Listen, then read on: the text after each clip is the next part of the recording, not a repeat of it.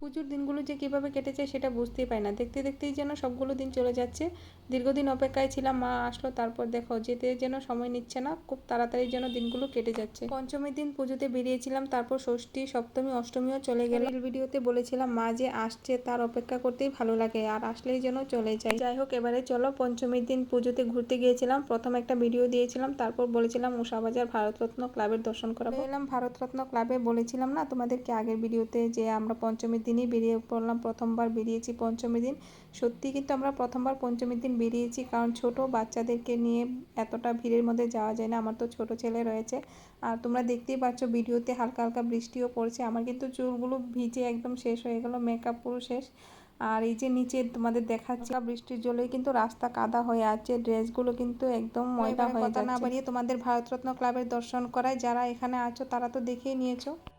ভারতরত্ন সঙ্গ চলে এলাম, তোমরা একটু দেখো, আমি দেখাচ্ছি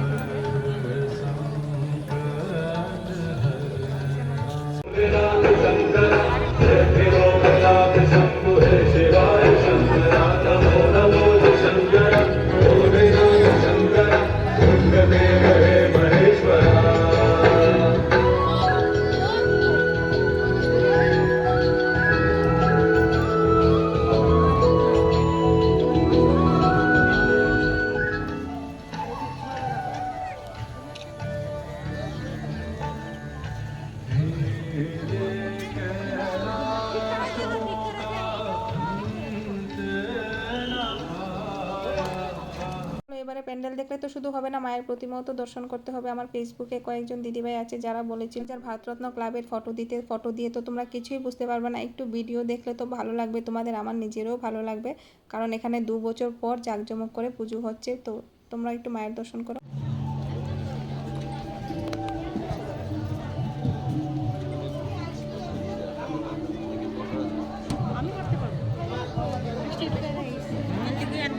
না ফটো তুলছি না।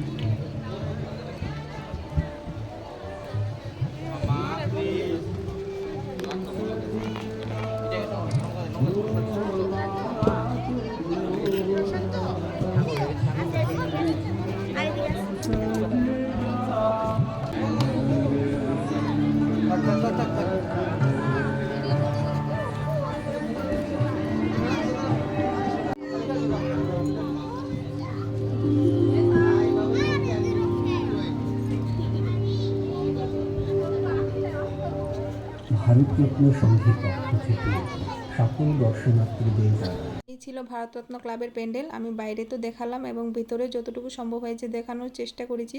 এবার কিন্তু বেরিয়ে পড়ছি, দেখো বৃষ্টি পড়ছে, সবাই ছাতা নিয়ে এসেছে পুজো দেখতে। আমরাও কিন্তু ছাতা নিয়ে এলাম, কিন্তু সেটা গাড়িতেই রয়েছে, সঙ্গে করে আর নিয়ে আসিনি ভুলে।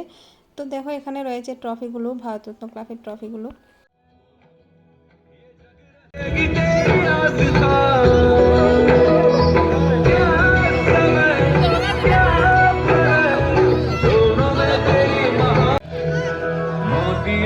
जिस तरह मेरे मन আগরতলা উষাবাজার ভারতরত্ন ক্লাবের প্যান্ডেলের পুজো তোমাদের দেখিয়ে দিলাম। যারা যারা দেখোনি তারা দেখে নাও।